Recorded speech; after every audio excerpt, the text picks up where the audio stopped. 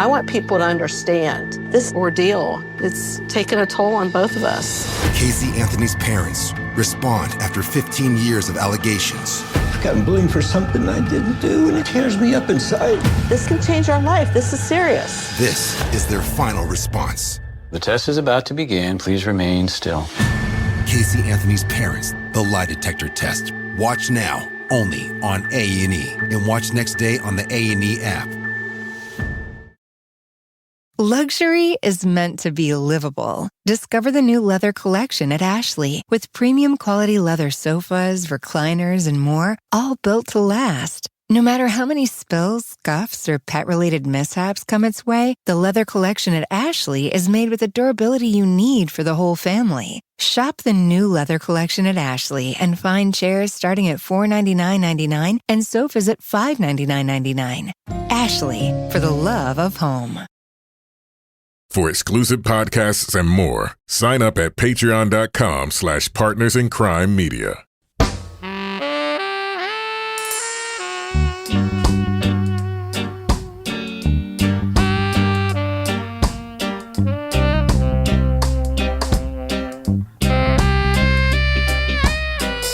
I'm Rebecca Lavoie, and this is Crime Writers On, the true crime review podcast that digs into podcasts, pop culture, and this week we will look at To Live and Die in L.A., the new 12-part investigation looking at what happened to a missing Hollywood ingenue.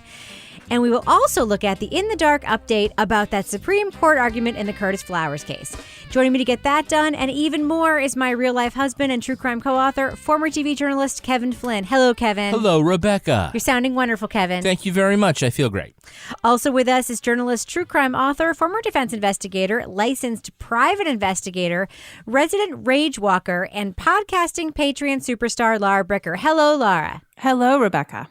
And finally, our venerable captain of oak cynicism, the author behind the acclaimed novels known as the City Trilogy, and our Patreon book club host, Toby Ball. Hello, Toby. Hey, you know, I'm a little bit thrown off because we didn't get to tell you what we had for breakfast today. We didn't do a mic check. We didn't. We're jumping right in. Everybody sounds great, sound though. good? Okay. You guys sound fine. I mean, All right. You know, they sound fine. It makes me feel like we've wasted hours of our lives, like mic checking them. It's true. It's true. But you get to find out what I had for breakfast. That's true. So that makes it kind What of What weird. did you have for breakfast? Do you feel like you just want Orange to tell us? Let me juice. just guess. Can we guess? Let's take a pool. Let's just guess. Sure. Okay, so it's like he's like 5 things on the menu. Toby always has, he's got a orange juice is always on it. Yeah. And coffee's always on it. Yeah, and then like either wheat Chex Wheat Chex. Or Grape nuts. Or grape Yeah, nuts. I'm going with grape nuts. Who wants grape nuts? You want I want wheat $5 Chex. on grape? I Okay. want wheat Chex. Okay. He's been having the wheat checks a lot, but there was another mystery cereal a few weeks ago that I hadn't. What was that? He wasn't. It wasn't Cracklin' Cookie Oat Puss? Bran, which is basically No, like it was cookies. it was some What? weird cereal. What? Okay, tell us what Toby, the answer you don't know is, about Toby. Cracklin' Oat Bran, which looks healthy, but it's actually just cookies. I just wouldn't eat that. It's brand cookies. I had wheat Chex and I had coffee, but I don't do orange juice anymore because Rebecca ruined it for me. Oh, to find out what was in the orange juice. Shoot. Like How do you the have your ditch coffee? water. How do you like your coffee? Are you a black coffee guy? Yeah, I'm black. Black Of and a course lot you of are. it. Of course you are. Is that why you struck the coffee? Like, listen, I don't want to ruin orange juice for you. I just want to ruin orange juice not from Well, it's too late. concentrate for you. It's too late. Buy it from Well, concentrate. I did get some concentrate and I got to mix it up. That's so right. And just you put got it in the that. pitcher and like swish the thing up and down like we do. There's a special pitcher just for that. And then you will not be drinking ditch water that's been stored underground for 2 years. That's all you need, Toby. Unless I Yuck. can mix it with actual ditch water and see what happens. I know. Oh God, Actual ditch water. yummy. Toby Ball's new product of the year. All right. I always wonder, And like, if what you, the if you buy it with the code CRIME, you'll get 20% off. Bottled ditch water. ditchwater.com/crime. I always wonder, like, what the first-time listener coming into Crime Writers On is like. Well, let's check this Well, out. I got some feedback about the crime thing today on Twitter. Yeah, go ahead, tell. Somebody was like, so, Rebecca, I'm a new listener to Crime Writers On, Rebecca, and every time you parrot back the word crime when Kevin says it, for the first few episodes, I thought it was super annoying. And now I find myself saying it along with you. And I'm like, mission accomplished. There's a method to the madness. That wasn't us just being doofy. We're like, you'll remember it if we say it Because like guess that. what? if you go to one of our sponsors' things and you've listened to like 100 podcasts and have the same advertiser, what are you going to think about? What are you going to think about? Ready, Kevin? Crime. Promo code. What promo code goes in Crime. this one? Or CWO or crime. Yeah. You're gonna, because like strategic, guys. It's strategic. My favorite like inside baseball story is that one of our sponsors, and I won't name which one, their immediate feedback was it was good. Like they listened to the recording of it and they said it was good, but that woman shouldn't be saying crime along with him. And our agency said, woman. Ignore this note. Ignore this feedback. Ignore it.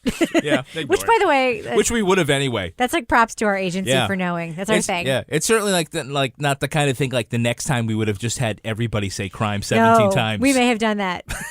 Sorry, advertiser. Like we would never do that. Bombas? I don't know. No, we may Don't give it away, Laura. It wasn't Bombas. No, we've done it. No, I mean we've all yelled about something that we were excited about, like some sort. I do remember doing that. Sock Club. Yeah. Sock Club, yeah. It was like Sock Club, yay! And you kept screwing it up, and I hated the three of you in my life. Literally, because, and our listeners should know also, we are recording in remote locations. Kevin and I are together. Yep. But Laura's at her house and Toby's at his house. So we are not looking at each other and being like, go, go. We're just hoping they're going to say what they're supposed to say when they say it. Yeah. And God knows it doesn't always work out that way. So there's that. All right. Well, speaking of promotional chit chat, Laura Bricker. Yes, Rebecca. As we are taping this, it is Tuesday. This isn't coming out till next week, but we did drop an episode of your podcast this week on our Patreon feed for the people who are not cheap and are willing to pony up an extra buck. For the $6 level, they can get Laura's amazing podcast. And you have decided that the name, the Brichter Scale Podcast, is not right, and I completely agree with you. Yeah. Do you want to just put out a call to get suggestions for naming your podcast? Because, by the way, we also did this for Toby Ball's Deep Dive Book Club podcast, and we came up with a great name because of our listeners. Yes. So make the pitch, Laura. Tell people what it's about, and then they can email us and pitch a name. Well, so it's called the Brichter Scale right now, but this is not a rage-inducing type podcast. This is more like man on the street with me as I go around on my little travels in my small town. And sometimes there's some mysteries to be solved. Sometimes some interesting things happen. Sometimes my neighbor Dan does things in my driveway that cause Fireman Ken to yell at him. I mean, there's like a with lot his that goes pants on. It's charming as fuck, guys. It's charming. It's quaint, but as you know, it's supposed to be kind of fun and kind of a window into my other side of my world, which is like small town America, small town New England. But we're gonna have some quirky things. So I don't know. I don't think the Brichter Scale. I know we've got some suggestions. Some have come in. I think we have one kind of leading the way. Do we want to say? No. Yeah. Is it Kevin's? Okay. Yeah, Kevin, you did make a very good pitch. I got to say, I'm leaning your way right now. But I'm willing to wait a few days. Names, actually, but yeah, I'm willing to wait a few days to see if some listener can come up with something that beats yours. all right. Yeah, because we had one brick by brick. I thought that was fun. Not bad. We had my Exeter hitting life. The bricks. Hitting the bricks. That's good. Putting on the bricks. Yeah. But Laura, can I just ask you a quick question? Can I keep this amazing sound effect in no matter what the podcast is? Because, Laura, that lightning thunder crash is your trademark. Yes.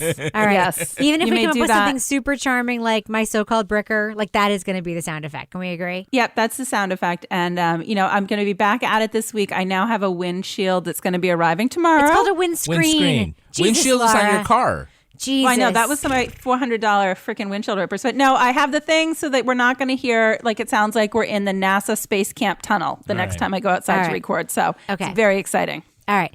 Well, I just want to make one more note before we start the content portion of our show this week. I have come out. What? I have come out. As? I have been wearing in public, to work, and on stage at events, my #FreeAdnan shirt.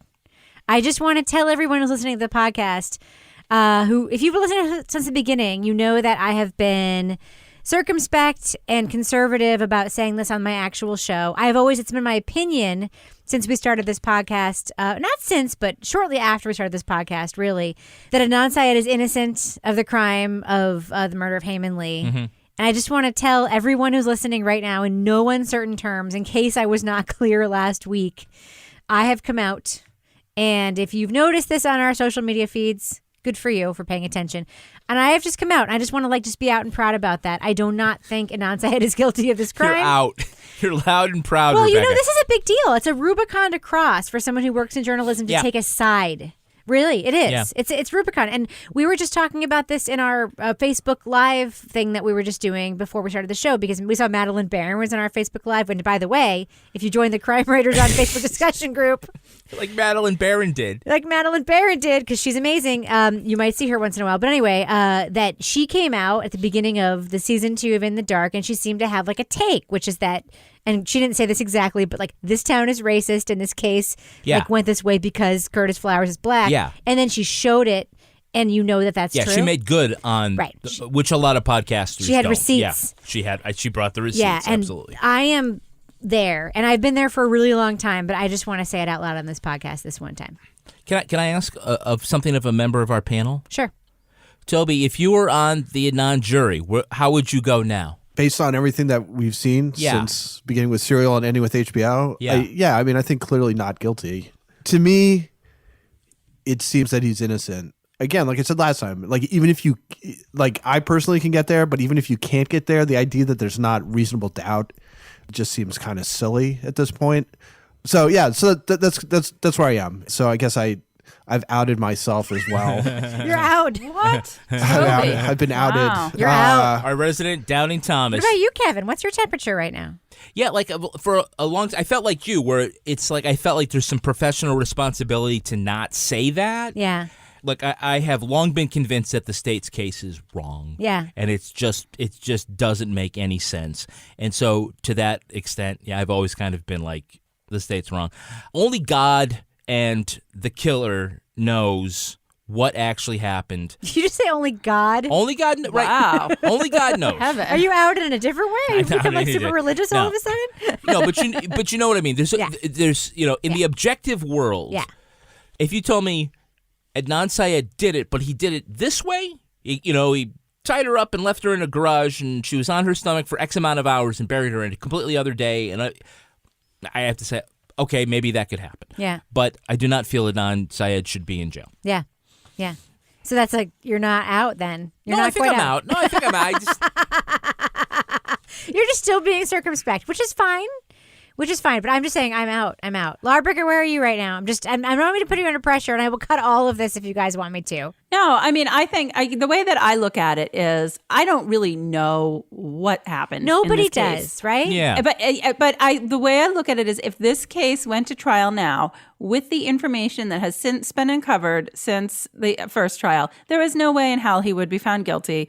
And, they might not even really have enough evidence to indict. I mean, they probably could push it and get an indictment because, that's how those kind of folks work. But I just think there's no way that he would be found guilty.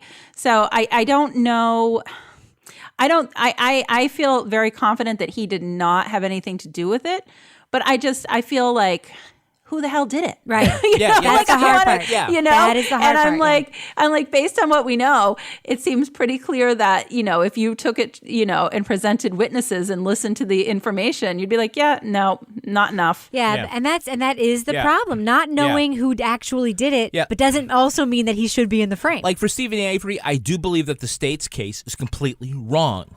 I'm not convinced that Stephen Avery isn't the killer in that case. Yeah, I'm much more comfortable saying that Adnan Syed is probably not the killer, or because is not the killer in that case. He was a 17-year-old high school student. Because of the totality of the evidence. And just because the state gets it wrong doesn't necessarily mean they're wrong. Correct. But yeah, I'm just going to say one more thing and we're going to move on. Yeah. My final note on this is that every single person, and I don't engage in a lot of arguments on social media about this, of course, but I do get approached to engage in social media arguments, which is why the mute button on Twitter, by the way, is so amazing.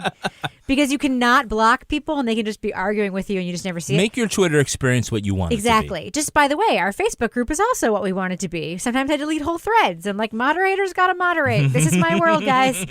Anyway, the thing is, when people say, but there is circumstantial evidence, whatever, and then they cite something, the thing they cite is always something. Always. I've not seen a single person cite anything as circumstantial or other evidence that has not been actually factually knocked out. Not the maybe stuff, but the factual stuff. Like, what about the fact that Christy says this? Or it's like, no, that's actually, it's been knocked out. Like, it would not stand up. They would not have been a witness. They would not have whatever. So guys, all I'm saying is, if you have some evidence that I don't have, like a videotape, please send it my way. All right, moving on. I know we talked about this a little bit last week, but I just want to touch on it again. Because since our episode came out last week and this week, the In the Dark team dropped an episode outlining exactly what happened during Curtis Flowers' appeal arguments in the highest court in the land. Today we go to Washington, D.C., to the nation's highest court, to hear oral arguments in the case of Curtis Flowers versus Mississippi. At the center of all of this is a question.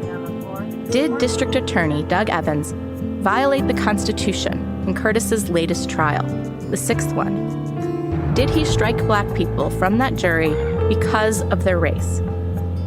If the Supreme Court finds that the answer is yes, then it will overturn Curtis's conviction and death sentence.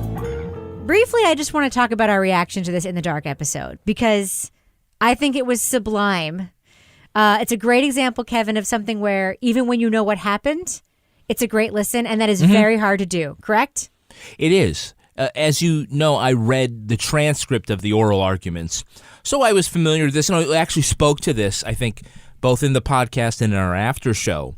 But to hear the tape, always brings, the sort of that emotional... It achieves an effect of bringing to life the characters who are in the tape, the characters being the justices and the people making the arguments, but also to have the context around what's important and why it's important when Madeline will come in and drop these different things, and to make the editorial choices of, here's an hour's worth of arguments, here are the important things. I thought you put that together very well, so that even if you're coming into it without having listened to anything else, you get a sense of where they are. And also the parts where they talk about, here's the crowd outside the Supreme Court. You were there. I was. And I was super surprised at what you told me as the crowd that was there, because I just didn't think that people... You thought I was exaggerating? Look, if it wasn't I sent you a if it wasn't photograph, Kevin. Obamacare or abortion, I would not think that the Supreme Court gets that kind of crowd. Kevin, there were hundreds of people out around the corner, and they knew they weren't getting in. That was what struck me, is they knew they weren't getting in, and they were still standing there. You know whose voice I was like to hear there was Tucker Carrington, who they talked about being one of the attorneys. Right. Because he's the guy who co-wrote The Cadaver King and the Country Dentist with Bradley Balco. Really? That we did on the deep dive, Yeah. He's done a lot. Yeah, he's a champion for criminal justice reform and wrongful convictions. Toby, you listened to this In the Dark episode, right? Yep. I mean, I read the transcripts. I knew what happened because I read all the articles.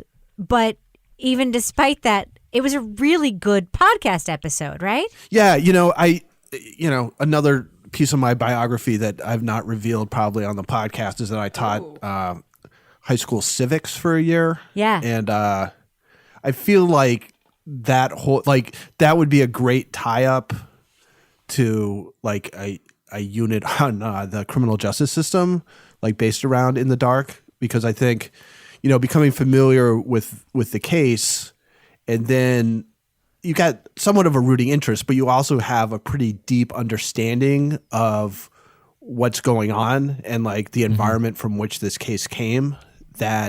So when you're actually hearing the arguments, I think it resonates a little bit more than just like, if you're listening to something where they do play some tape or are playing somebody's reading a transcript of it, and you're like, oh, those are interesting, legal arguments or whatever. But in this case, it's like, oh yeah, I know what this trial was about. I know the guy who was striking this stuff. I know like why it matters, like that they knew this person or that person, or they worked at a bank and saw these people.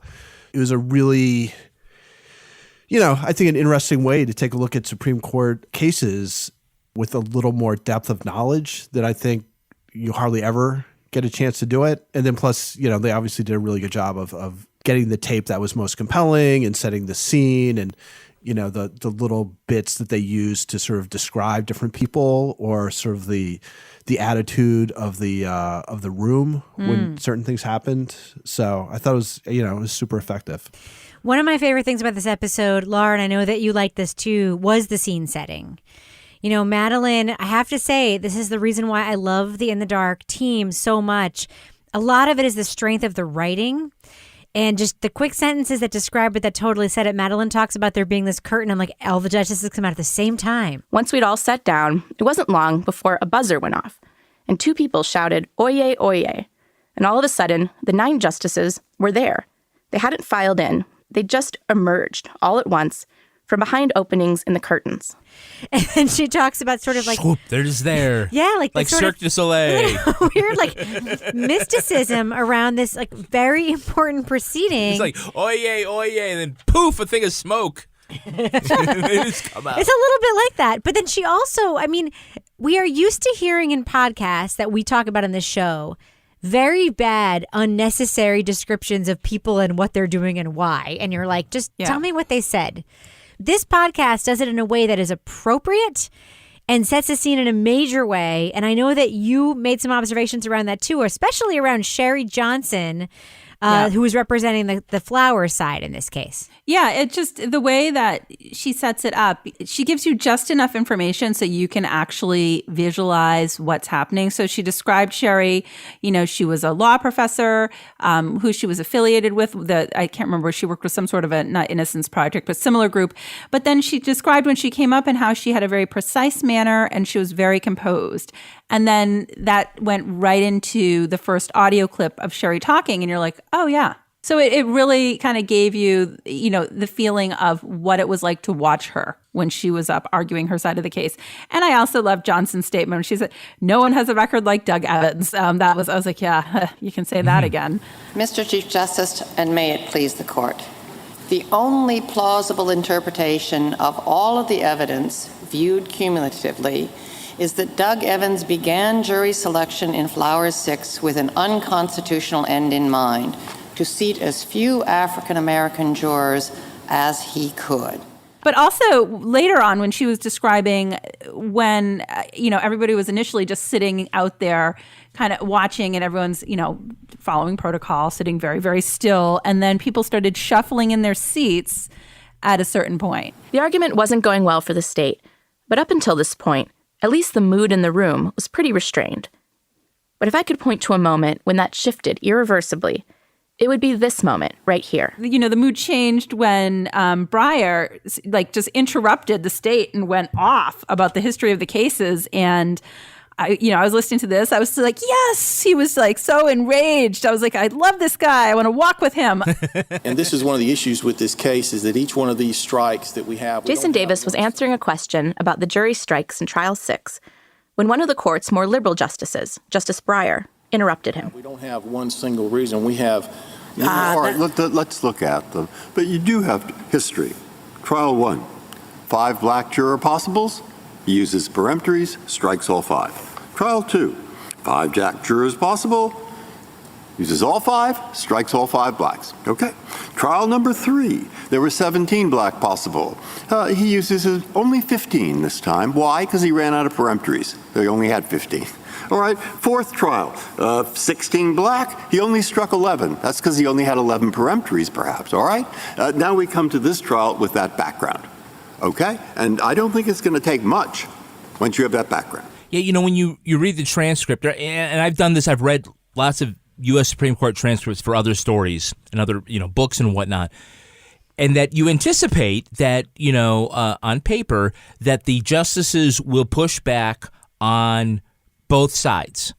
But what you don't get from reading it is the manner in which they're doing it. Sometimes they're pushing back because, quite frankly, they're with you. They want you to make their case for them when they write their decision. They want you to say the thing they're going to write. Exactly. They want you to say the thing they're going to make their clerk write. Right. Or say, yeah, exactly. Or say the thing that's going to prove me right. Right. In the argument later on. Or challenge me to get me to not write the thing I'm planning to write. Right.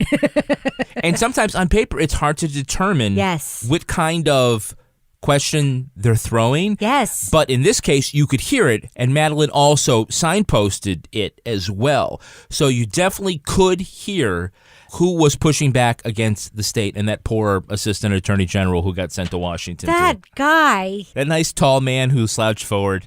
Did you love how they chased it when they were leaving? That was the one part I started to get a little pissed at. When they were like shooing Madeline like she was somebody's dog. When they're like, get out of here, shoo, shoo. The attorney who'd argued for the state had come out a side exit with a few colleagues. We're not answering questions, so go. We're not answering questions. Go on. I'm not. I can't answer questions. Our office doesn't allow it. It has to go through them. Okay. There are times I wish I could, but I'm prohibited from doing so. Is this one of those times? Yes, I can't. They won't allow me. I like my job. So no comment on how you felt. He just said that. I can't. He just said it. I can't. Don't ask questions. Just go on. Thank you. Okay. I'm like, fuck you! But I understand that guy. I understand the situation. It wasn't him. It was his little. Well, he did say that like he's not allowed to talk about it, which is fair. But whoever his handler was, his assistant or whatever. Oh, I know it was a woman, but that woman was being a total dick to Madeline Barron. I did not appreciate it. It's like when somebody's walking their dog or something and it comes up on the leg and you're like, get off there, get off. I mean, that was like the tone of voice she was using. I was like, ah! Yes. They know they have problems with their case law. Yes. Come on. And by the way, I'm not saying that the Supreme Court is perfect, because we all know that sometimes they make decisions we don't agree with. We know that some justices really, yes, are less on the side of justice than others. Really? But Madeline does a very good job setting up for us anyway, at the time that this happened, we talked about this a little bit last week, the surprise interjection of the newest justice in the Supreme Court, who's now probably the cafeteria committee justice, Brett Kavanaugh. I will actually give Madeline props in a different way. She immediately on Twitter pointed out, because I'm sure people are wondering, why would Brett Kavanaugh, the newest justice, who is viewed as being very conservative, why would he be taking a position that seems at all sympathetic towards the Batson case? Madeline knew that he had written about Batson, I guess, in law school. Yeah. And so it was like she immediately provided the context for that. And you're like, whoa. Kevin. She's a good journalist. She is a good journalist. They talked about it in the previous In the Dark, I think. She was talking to some Supreme Court expert, and he had mentioned that was kind of something that was in play when he was kind of going through where he thought the votes were going to come from. And he was like, Kavanaugh, he doesn't have like much of a record on the Supreme Court, obviously, because he's new. But he said, but he did write this paper, which makes you think that he would be potentially sympathetic. Yeah. So if people haven't listened to that, I mean, I think that's another.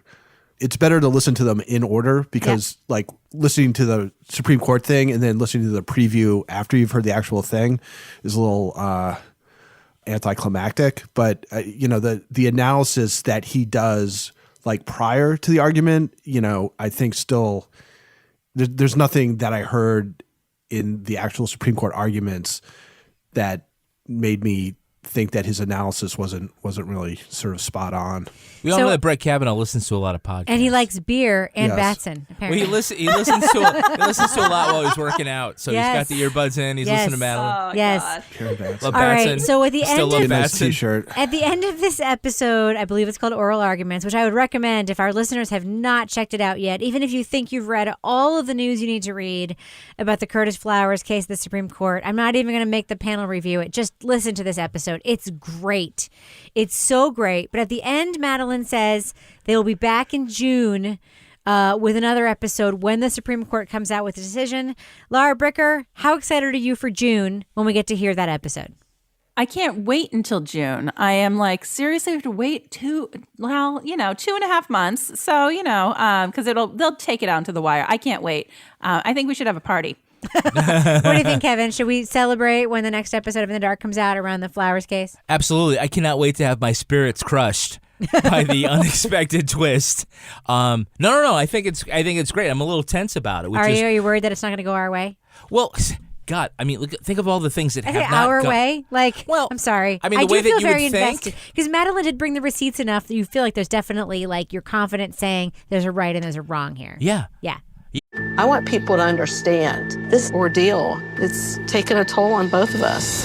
Casey Anthony's parents respond after 15 years of allegations. I've gotten blamed for something I didn't do, and it tears me up inside. This can change our life. This is serious. This is their final response. The test is about to begin. Please remain still. Casey Anthony's parents, the lie detector test. Watch now, only on A&E. And watch next day on the A&E app. The friendship is sharing deal. Because I want one of your McNuggets. And I need some of your Quarter Pounder. There's a deal for everyone at McDonald's. Get one favorite like 10-piece chicken McNuggets, a Quarter Pounder, or a Big Mac, and get another for just $1. Price and participation may vary. Valid for item of equal or lesser value. Luxury is meant to be livable. Discover the new leather collection at Ashley with premium quality leather sofas, recliners, and more, all built to last. No matter how many spills, scuffs, or pet-related mishaps come its way, the leather collection at Ashley is made with the durability you need for the whole family. Shop the new leather collection at Ashley and find chairs starting at $499.99 and sofas at $599.99. Ashley, for the love of home.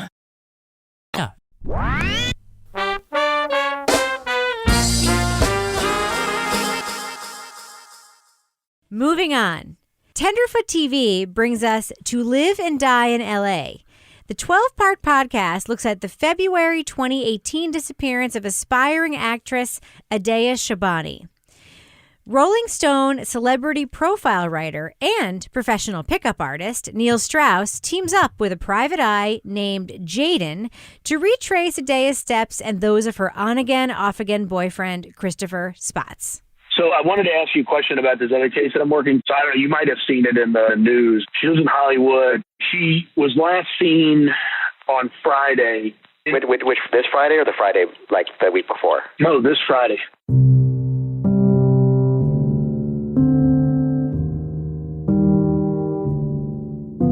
Following this call, a series of unexpected and violent events would unfold.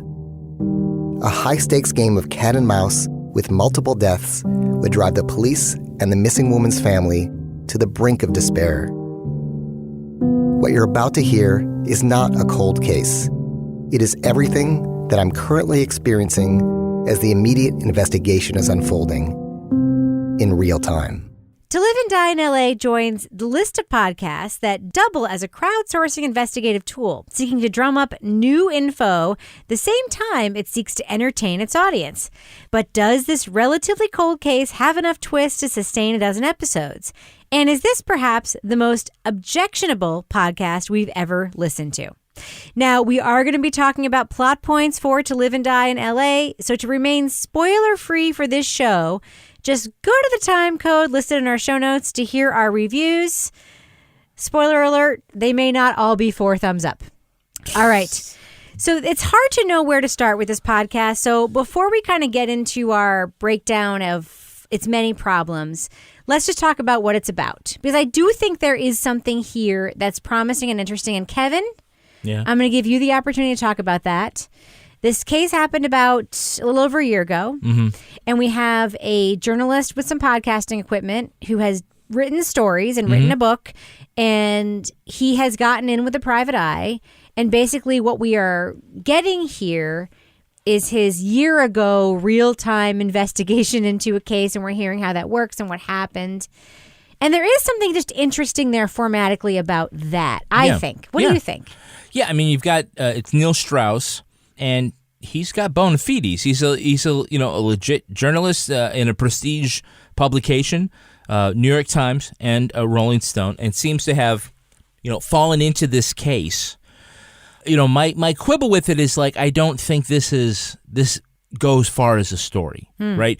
Sometimes I think journalists need to evaluate is there enough here to propel the story, and I feel like even though you're doing the work, it doesn't go terribly far. I don't want to jump ahead, but I there was an ad appeal for Radiolab, and I was listening to the podcast, and they're talking about everything that goes into doing Radiolab. And one of the things they talk about is that 80% of the things that they pitch internally as stories don't go anywhere. They don't make it all the way to air. because there's a trial and error thing. And I think that That's just journalism. That's just journalism. But I feel like, okay, just because this kind of, you were here at the start, I don't know if there's 12 episodes of this story here. Well, but here's the thing. I guess isn't the answer to the question. No, but that's one thing. I mean, the 12 episode thing is a formatics thing. We know because we work in podcasting that you commit to that. It's like not dissimilar to TV. Yeah, but you don't commit to write to X amount of pages in a book. You write it till it's done, right? But like that's how this was built. Yeah, right. And there is something before we get into this other stuff, and I just want to confirm with you. When I started listening to this, before I got into the other parts, which we'll talk about, I thought to myself, hey, this is interesting because what we're getting here is the sausage. We talk a lot about how the sausage is made or whatever. And what we're getting here is, it's not real time like it's happening today, but it's real time like it happened a year ago. We're hearing how they investigated this thing. Yes. That is interesting or could be interesting. Yeah, exactly. Yeah. I'll give you that. Except for the fact that there are so many problems. And I want to play a clip right now with the first thing I heard when I listened to this podcast, which I wondered a little bit like, is this even real? I don't know where Adea is, but I have a good idea who does. He's been on the run since Adea disappeared, armed with 2 guns and a metal club. Right now, I'm sitting outside the apartment where he's believed to be staying, and it's my turn to confront him. I'm alone. I'm not armed. I've never been in a fight in my life, and I'm regretting this. Can we all just agree that he was not actually sitting outside that apartment when he recorded that narration? Do we all agree on that? Yeah. Based on my recent podcasting experience with outdoor microphones, Rebecca, I'm going to go out on a limb and say no. Right. So to me, just that writing setup was, for me, I was like, red flag, red flag, red flag. There is a pretense there where you are not there and you're saying you are there. And I understand with tracking, sometimes you do that. Yeah, right. But it was very problematic for me. I felt like it was a venial sin compared to all the deadly sins. Honestly, that's not that was like nothing compared to what comes down the road. So that's Tenderfoot TV. It's Tenderfoot TV. Thank you. Thank you very much, Toby, for saying that, because you are right. All right. So, Laura, I have a question for you. The questions that I had initially when listening to this, the first couple of episodes, which are about a private investigator's investigation. He was hired by the family, not the guy Neil, but the other guy Jay that he was working with. He was hired by the family to investigate this extrajudicially, right? Yeah. I don't know anything about how this works. Like private investigators getting hired by families who can hire apparently firms in Canada to track cell phone pings and who are also getting leads from police. How does this work? Is this a thing that you're familiar with? Private investigator Laura Bricker. Well, yeah, but no, I did not do this type of investigation. There was a case, I remember, you guys remember that nursing student in Maine that was murdered probably about 10 years ago, and the family of her fiance, who was the one who ended up being tried for her murder, they had hired a private investigator, but he was just like some little old, like retired police person in New Hampshire. He did not have all this technology at his fingertips. I guess my problem with listening to the way that this was playing out with the private investigator and the journalist in this case is I felt like at some point, it's not that the police aren't doing their job trying to find out what happened. And if everybody is going to the same witnesses and kind of mixing things up, at some point, isn't that actually going to not really help the case? Right. Especially when you have this journalist who's like wanting to get to witnesses when traumatic things happen before even the police do. I know that this guy was hired by the family to investigate, but it didn't feel as sincere as I felt like it should. It just strikes me right now, and this, essentially has really nothing to do with either the podcast or with the justice system, but it seems like he was hired by the family, and that a family would hire a private investigator to do this kind of work when they had exhausted what they felt were like... And a journalist at the same time? I don't think the family had... Neil claims in a later episode that the family also hired him. But he claims that. But doesn't it seem more like that people resort to paying money for a private investigator when the public investigator, i.e. the police department, isn't... producing that's results. What I'm saying. When your dad's in the Albanian mafia, though, Kevin, it's an observation. It doesn't mean for anything. I'm just saying it's just an observation that it was like fast. a weird. I'm with you, Kevin. It was weird timing. Yeah, it's like 3 days later. Like she disappears. Yeah. And then, Now, Toby, I know you have a lot of problems with this. And before you get launched into those problems, and I know that I keep saying before we get there, because I really don't want to just spend the next 15 minutes just saying crap, this is crap.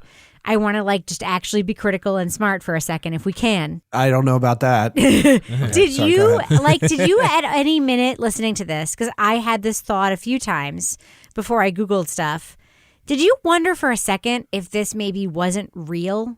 Because it is so absurd on so many levels. Like at one moment I was like, wait a minute, maybe this is fiction and maybe we're getting this inside look into this fake journalistic investigation.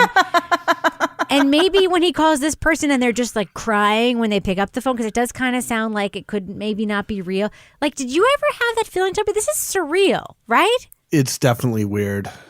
At first, it was a little bit hard to tell exactly what was going on because, like you said, they set up this thing where he's waiting outside the house or whatever it was. He's in his car and he's freaked out. And then, the whole thing is just odd in that you are privy to all these freaking conversations that you shouldn't actually be listening to.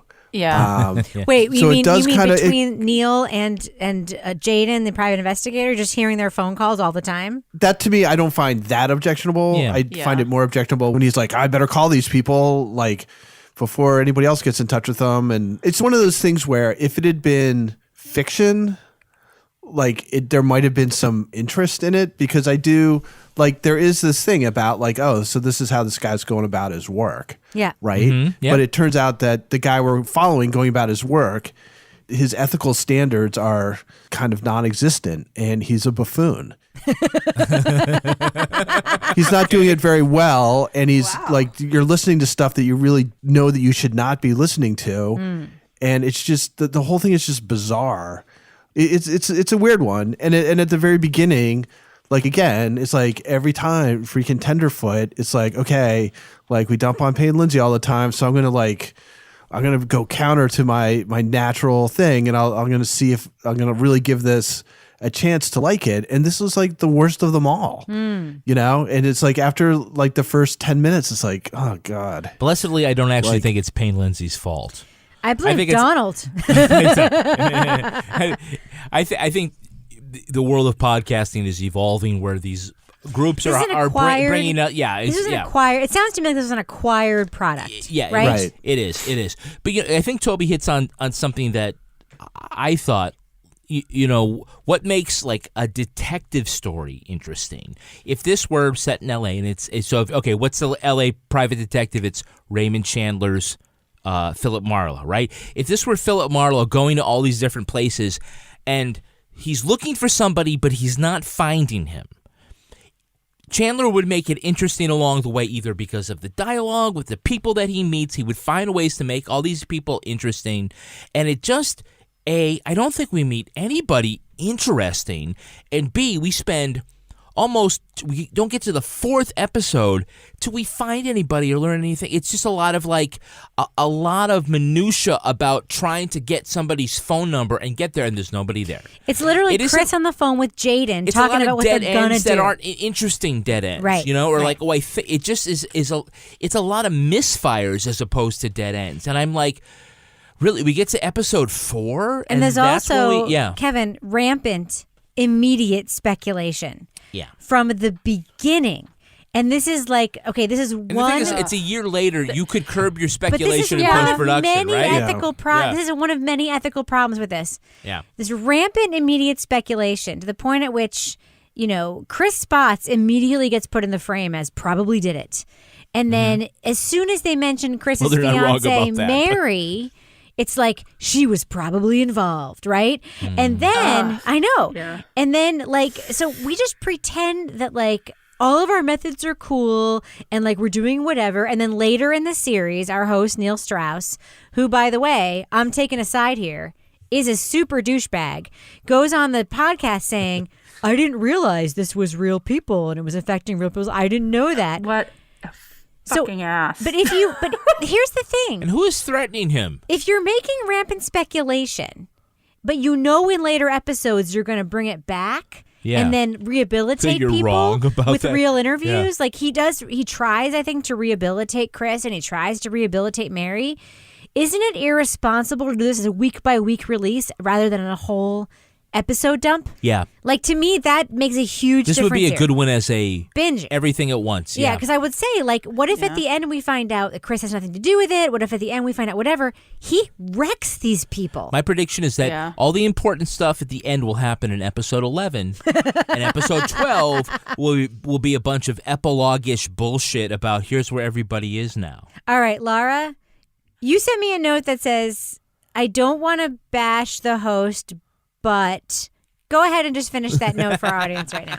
Well, I when he was listing his credentials in the beginning, he talked about how, the type of stories I usually do is like I spend a day with some famous person and like, what's their day like? So it wasn't necessarily crime reporting. And I felt like I didn't know if that played into sort of the ethics of how he was approaching this story, because like you were just saying, Rebecca, I had huge problems with the way, as I was listening to this, I'm like, God, this is really reckless to just start throwing names out and theories and stuff. And I'm like, yeah, okay, people do it on Reddit, but this is a different forum. That we are not an armchair detective here. And it just kept getting worse and worse and worse. And so I was starting to kind of simmer as I was like getting through episodes 2 and 3 and 4.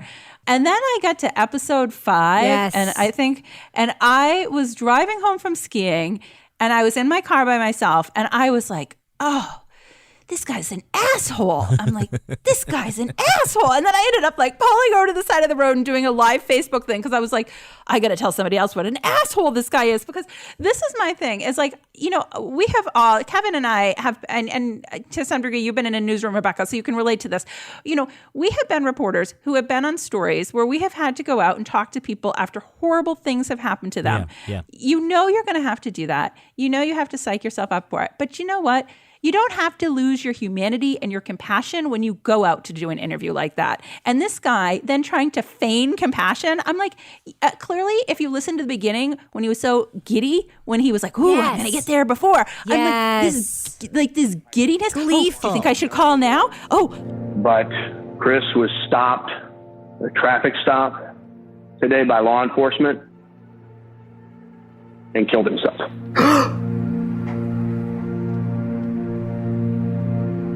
Holy shit. So, this is unconfirmed.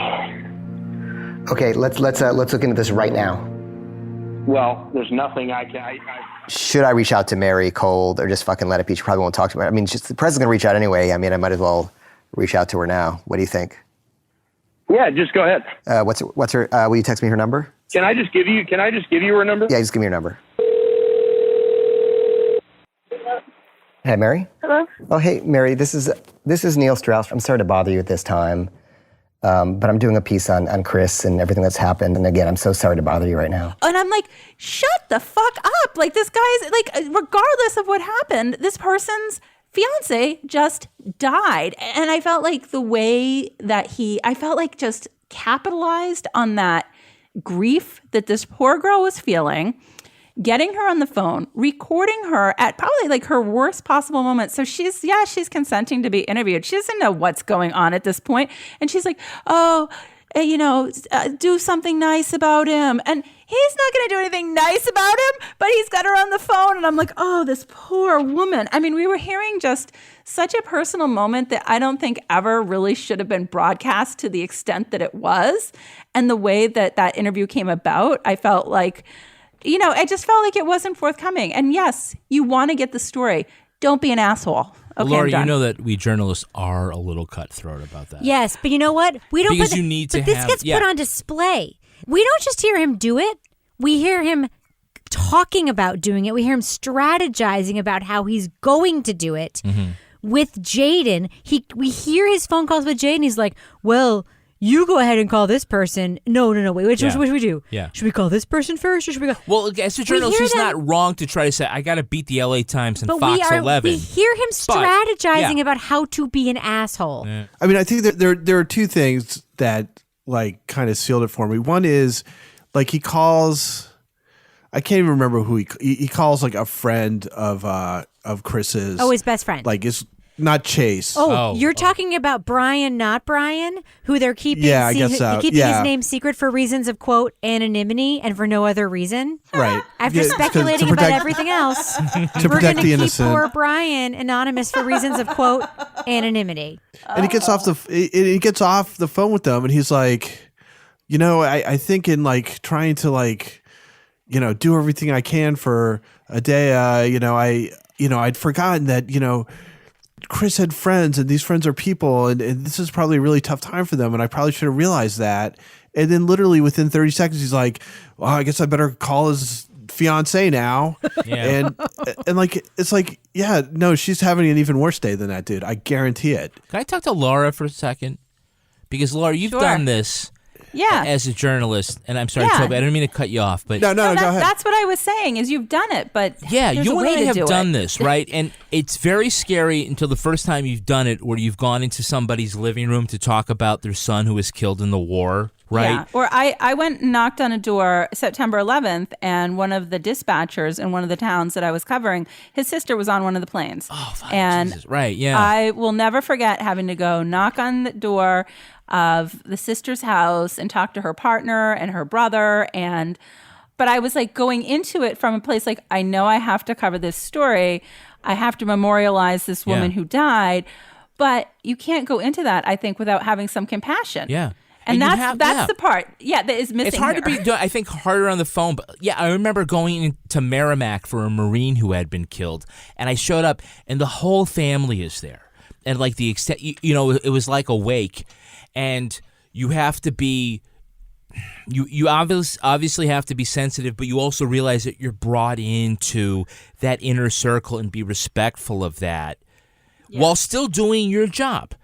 Telling this story, this person, and inviting them to pay those people to pay tribute to their loved one and working with them like that. And it is I feel like as journalists, that is the most sacred responsibility and emotional responsibility that you're ever given by other people to do that. And it's very hard. And I'm not going to say he did it wrong, but there was just that's very powerful. And I felt like it looked to me like he was grabbing a high tension wire and shaking. He did it as wrong as you can possibly fucking do it. No, that's fine. Can I do it? Because I think the one thing is that he calls the grieving fiance. Like, I don't think you have to play 10 minutes of her weeping uncontrollably. That's something. Yeah, that's something. The second thing is, I don't think you have to then call his biological father and be like, I know this is going to be tough to say, man. I just know, and I hate to have to say this when your son just committed suicide less than 24 hours ago. But,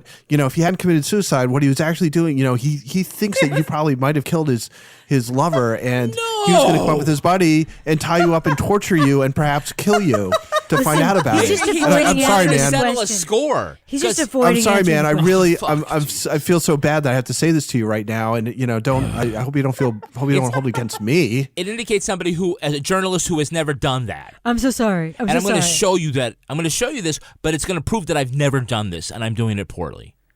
Which a lot of times in journalism, you can cut that shit out and get to what you want. I have literally never... And not embarrass yourself. Here's the thing. I have never, ever... So, by the way, I don't blame Payne Lindsay for this at all. I just want to go on the record. People give me shit for like... freaking thing. He did. No, I think like Donald bought it. Whatever. It doesn't matter. It's a business decision. His production company bought it. And I have heard many positive things about Payne Lindsay in the last few weeks and how nice he was at a conference that my friends were at. And I just want to say...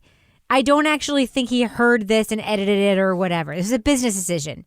But all of the shit we have given Payne Lindsay about sort of transparently being bad or like being mediocre at like, quote, reporting things, this guy is not only bad at reporting things, he is showing you. They say show, don't tell. Yeah.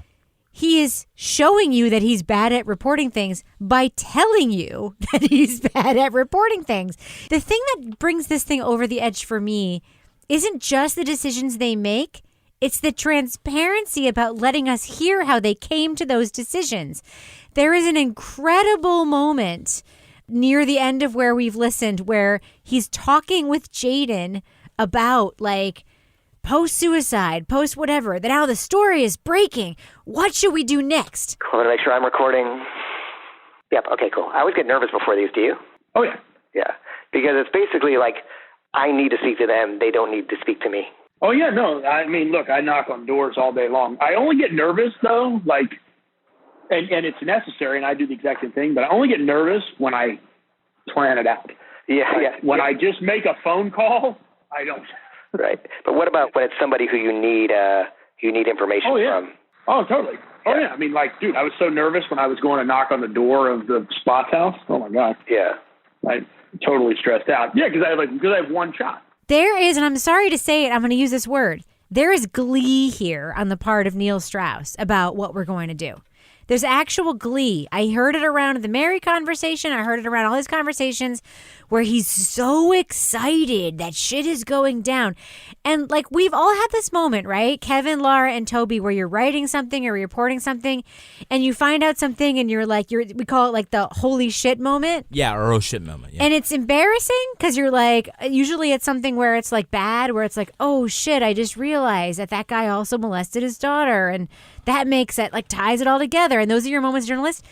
I'm sorry, when you insert that moment into the story, you are stripping away all of your credibility as someone who can actually tell the story. But to me, it just seems like at the center, it's a quite simple murder story where it's not. Yeah, it's the woman goes missing at the hand of the guy who is dating two women at the same time. Yeah.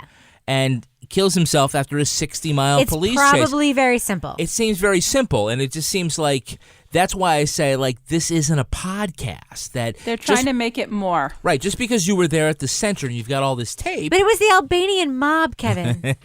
Yeah, okay. Who was not the Macedonian mob, because even though she lived in Macedonia, her parents were from Albania.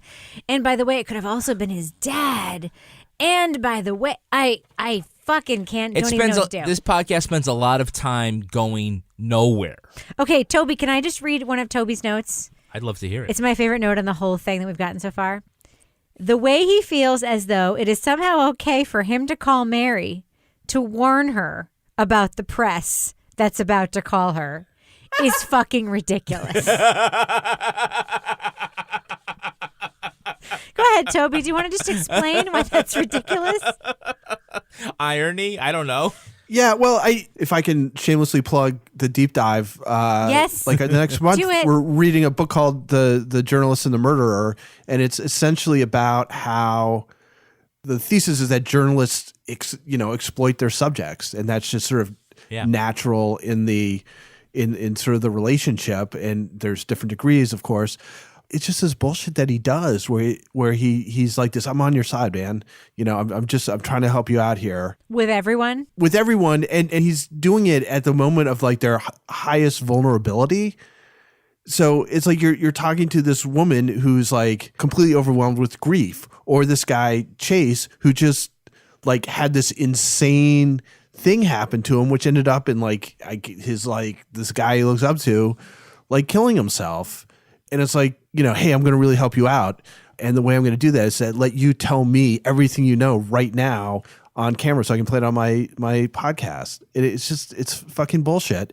And he thinks that way about himself. Like it's vital for me to get this before the media starts getting into it and fucks everything up. And then we won't be able to talk to anybody. It's vital before I get it, even though I'm not releasing this podcast for a year. Like it has to be me. It's bizarre. Like that guy, I don't know. It's objectionable. And I have to say, one of the things that stuck out to me is about this conversation about the podcast is that like I have no desire to talk about the case. Because the case to me is, I don't want to say it's straightforward and simple. It probably is simple. Yeah. I think we've been given a portrait of a narcissistic guy who's good at charming people. Are you talking about the perpetrator, or are you talking about the host? Both. You've got Chris and you've got his dad, sort of like serial narcissist in this family, And I don't want to say who cares. Obviously, we have a real victim here and we have a real crime here. But like what actually happened in this case, and this is like the crime of it, this is the worst part about it, is that what actually happened to this actual victim, whether or not she was a grifter who was just trying to like get him to do whatever, it doesn't matter, because what actually happened to this person becomes so secondary to the performative nature of this investigation that it's almost like, as an audience member, are we supposed to care? Because he actually makes us not care. It's very, very strange. Laura, do you have final thoughts before we give our thumbs up or thumbs down review of this podcast? I have nothing else to say on this, except it did fuel a very nice walk at the Y this week. That's right. So, it did. Yeah. So many calories burned. So many. It did. I was like, sweet, now I can have some ice cream tonight. All right. All right, well, let's do it, shall we? Let's do what we do. Let's just go ahead and tell our audience. Thumbs up or thumbs down review To Live and Die in L.A.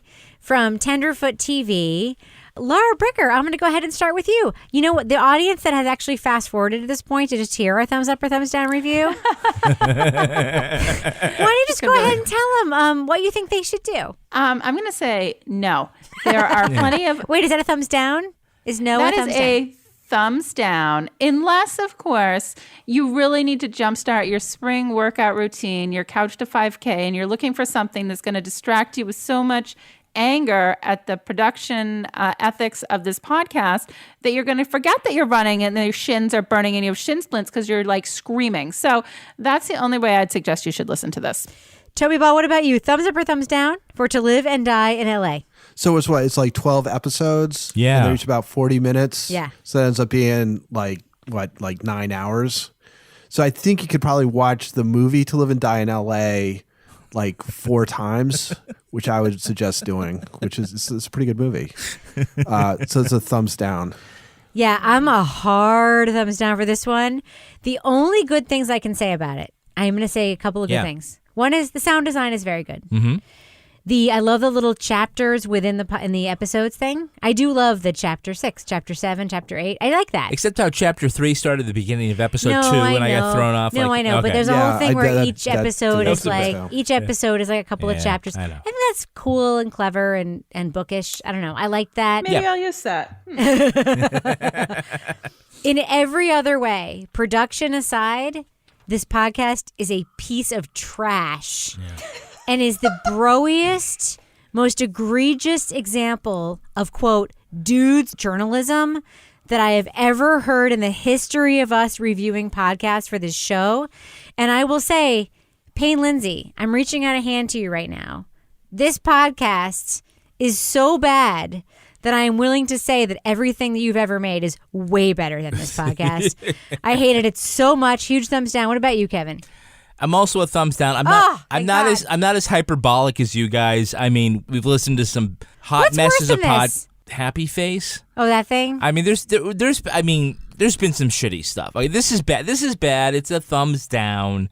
I feel like they want to show some of the sausage making, but it's like watching them get like sausage all over their face, and then like I don't know if I really want to see the making of it. And on your car seat covers. Yeah, spit and piss. Like hooves on the back seats. Yeah, I'm like, oh, that's the sausage. But some thumbs down. I want people to understand this ordeal. It's taken a toll on both of us. Casey Anthony's parents respond after 15 years of allegations. I've gotten blamed for something I didn't do, and it tears me up inside. This can change our life. This is serious. This is their final response. The test is about to begin. Please remain still. Casey Anthony's parents, the lie detector test. Watch now, only on A&E. And watch next day on the A&E app. The friendship is sharing deal. Because I want one of your McNuggets. And I need some of your Quarter Pounder. There's a deal for everyone at McDonald's. Get one favorite like 10-piece chicken McNuggets, a Quarter Pounder, or a Big Mac, and get another for just $1. Price and participation may vary. Valid for item of equal or lesser value.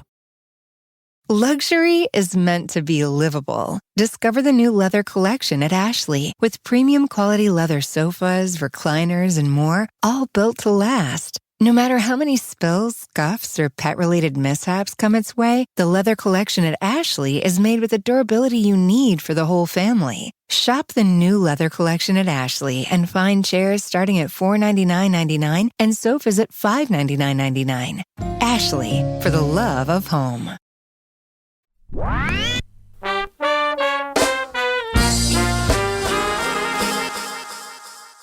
Now it's time for my favorite part of the podcast, a little something I like to call the crime of the week.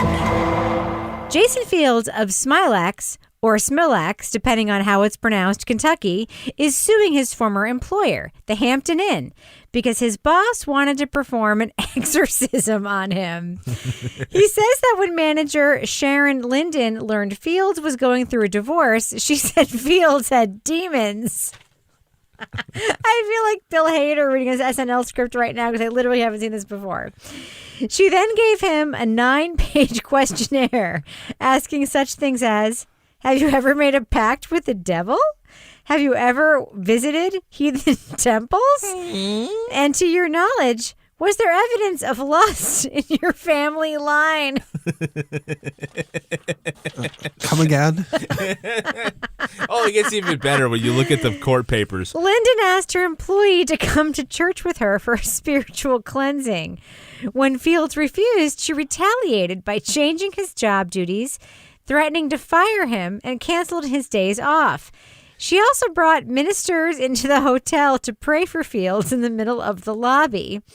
Fields' attorney is seeking general, compensatory, and punitive damages in Perry Circuit Court.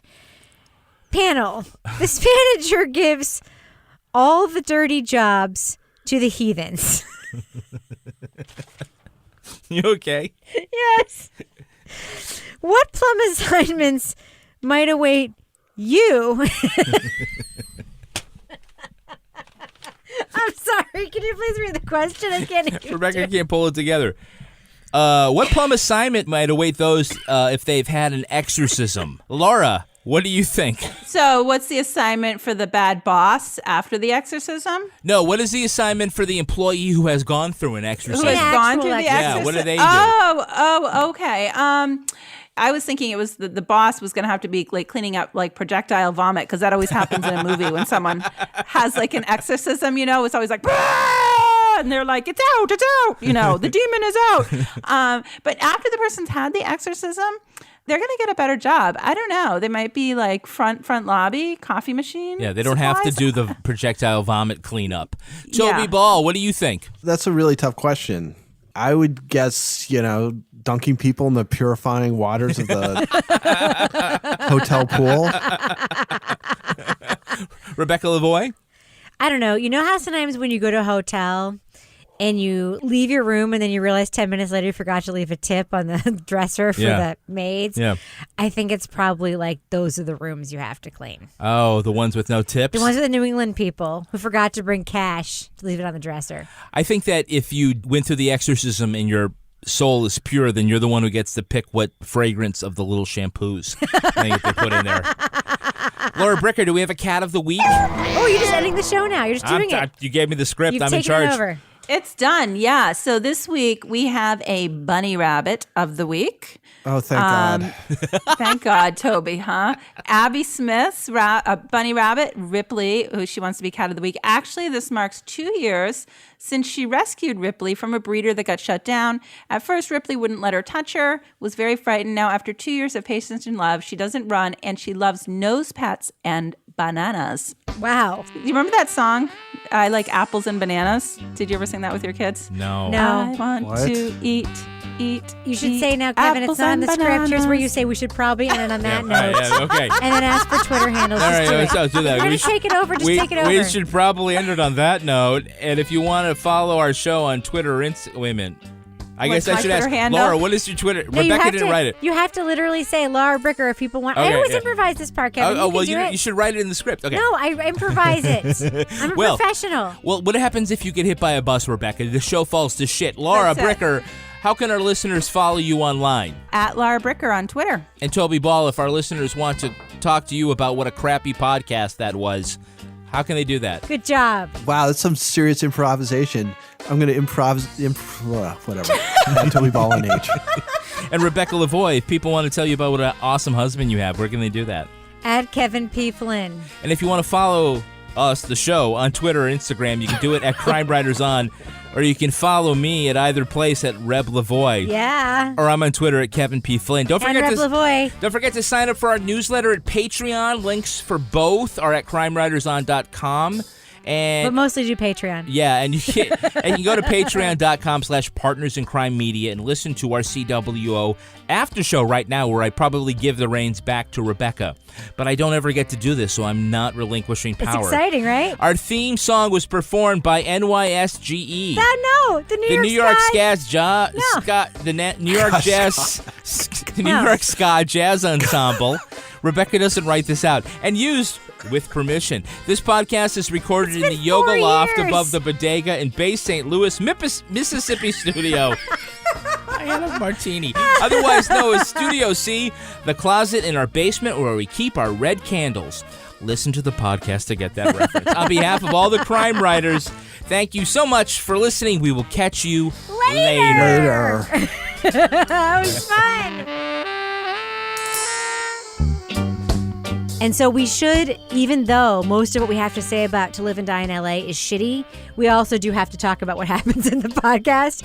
And I literally have no questions about that, so we're just going to wing it a little bit. Okay? Okay. That's what's happening. Just want you guys to be prepared. I didn't even do the last. I did it through episode 6, and then I just couldn't take any more of it. There's not an episode. There is an episode. Oh, there's 7. nothing. There is? I think there is. Yeah. When I did it didn't come listen out? to it. Today.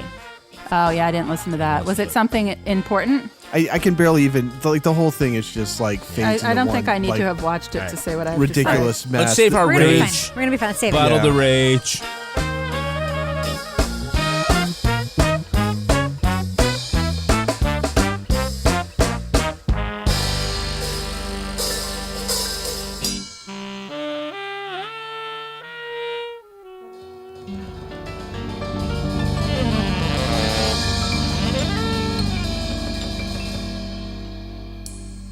Partners in Crime Media. To get the crime writers on After Show right now, go to patreon.com/partnersincrimemedia. Luxury is meant to be livable. Discover the new leather collection at Ashley with premium quality leather sofas, recliners, and more, all built to last. No matter how many spills, scuffs, or pet-related mishaps come its way, the leather collection at Ashley is made with the durability you need for the whole family. Shop the new leather collection at Ashley and find chairs starting at $499.99 and sofas at $599.99. Ashley, for the love of home.